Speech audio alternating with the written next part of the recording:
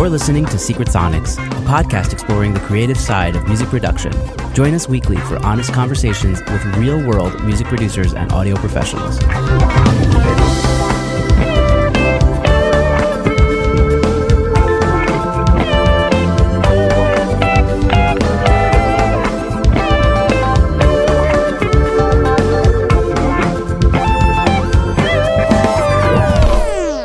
Hello and welcome back to Secret Sonics. I'm your host, Ben Wallach. My guest today is Benjamin Kogan. Benjamin is a music producer and mix engineer based out of Haifa, Israel, who specializes in pop and urban genres. Benjamin strives to help the artists he works with build a strong brand identity that will ultimately help them grow their fan base.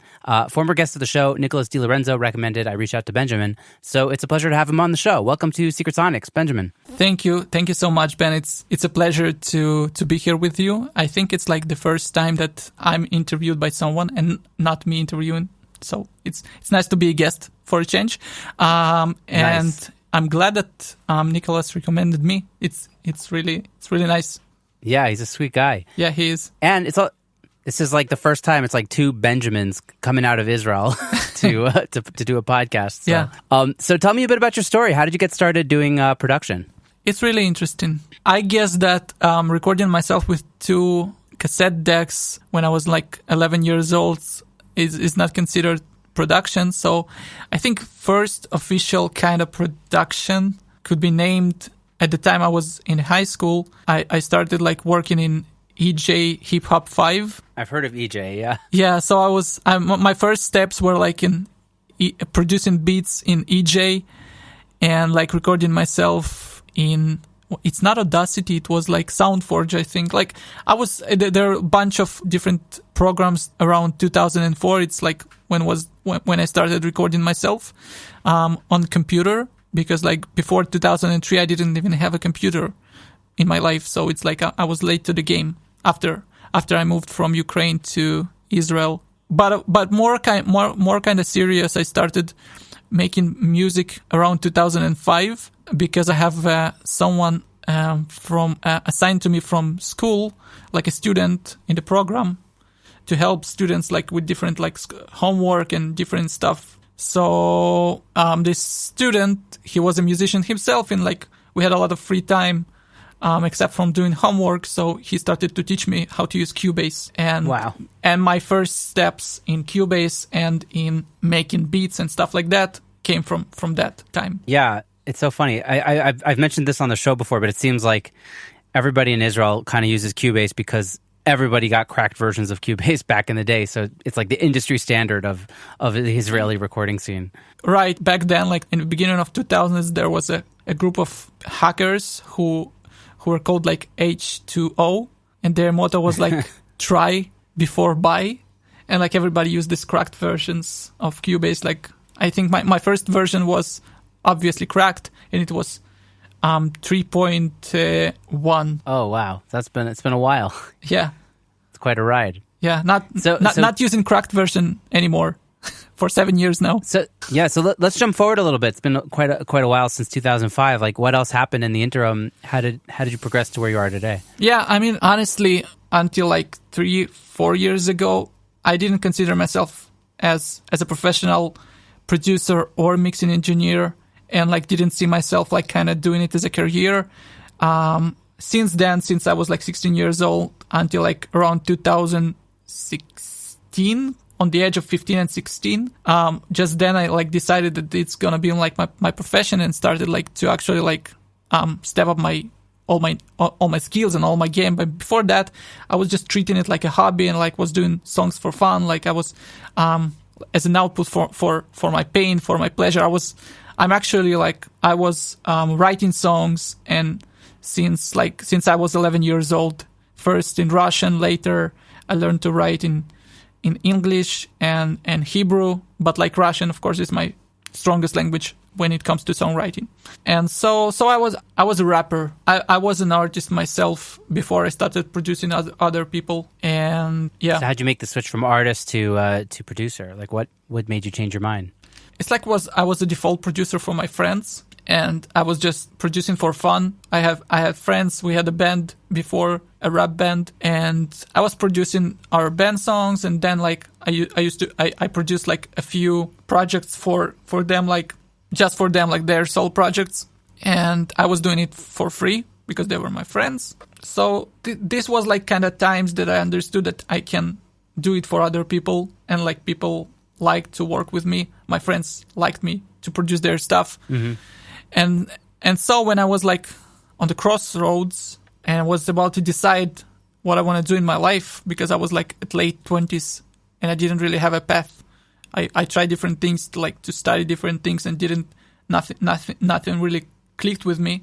And then I was kind of, well, what I'm going to do with my life? And then I remembered like that the only thing that I can wake up every day and do without anyone telling me to do is like music. So I'm like, all right, so what can I do with music? As an artist, I was born in the wrong time, in the wrong place, because like I saw that my music as an artist like is not gonna blow up where I live in Israel, and I didn't really want to try to go, because I was my best take on music as an artist was like making hip hop Russian songs, and here it will just not work for obvious reasons, because we are not in Russia or Ukraine or whatever. And going there, although there's a lot of Russian-speaking citizens here. Yeah, but you cannot, you can barely it's super niche. It's super niche because like Israel is just 9 million people, and like you have 1 million Russian-speaking people, and like out of them, potential fans is like it will just not work for like building an audience and making concerts and whatever. So I gave up on it, and I didn't want to go to Russia to pursue my career, because like I just don't feel like going there. And so I was looking where I could be helpful, and obviously it was like mixing and producing other artists, because like I knew how to do it. I was doing it for many years, and this was like the most obvious choice for me after some thoughts process. Nice. Did you have a moment where you're like, I'm doing this. This is happening? Yes, like people started reaching out and like, bro, can we do a song together? Can you like record me? Can you like do stuff like this and that? And I'm like, yeah, sure. Yeah, let's do it. Let's meet. Like, and it started I started very humble, and just when I decided like this is what I want to do, I decided to take it seriously. I started Googling my whole free time. I started just Googling and learning stuff, watching a bunch of tutorials, and just stepping my game up.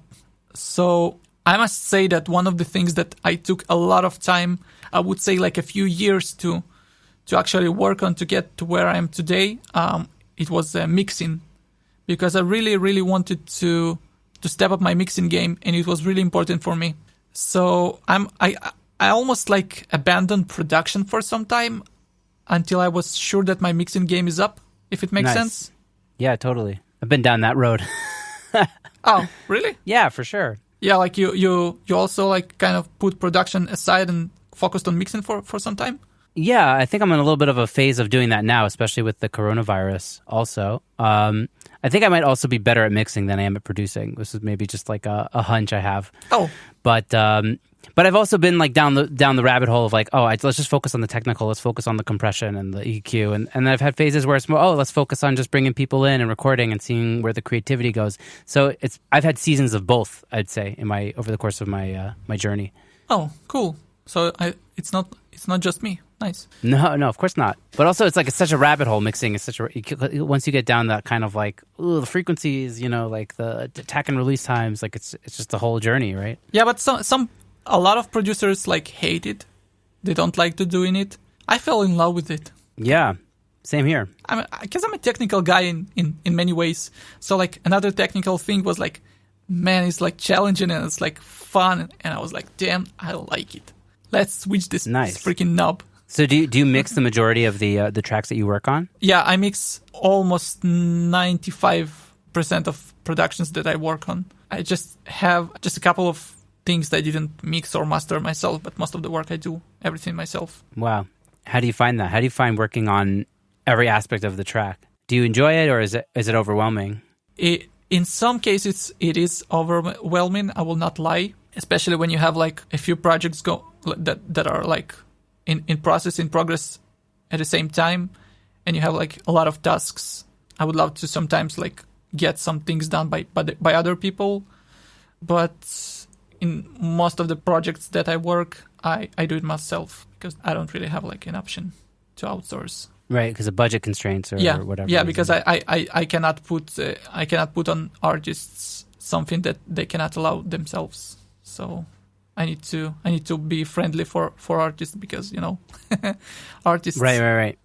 We were talking about also before we started rolling how it's I think there's just like it's just harder to give work to other people in this country because there's just much lower budgets. So you end up doing a lot more yourself because of just out of necessity, which is unfortunate because it's nice to collaborate with other people. It is, but I must say that I think sometimes it's also a preference. Like the most popular producer right now in Israel, like Jordi. Yeah. He mixes and masters all of his songs himself, and I don't think he has a problem with budget. So sometimes like it's just a priority. Sometimes it's just budget thing. It depends, I guess. Right. Yeah. I guess also different countries have different cultures also, which is also fair, I guess.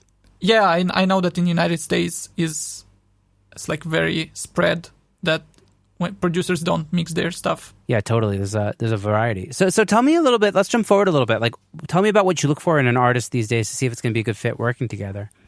I think vibes is the most important thing that I'm looking at artists that I want to work with, because when I was leaving my day job, especially like 2 years ago, I wanted like to have a positive kind of experience, like vibes, life, everything that will be enjoyable and that things will like flow smoothly.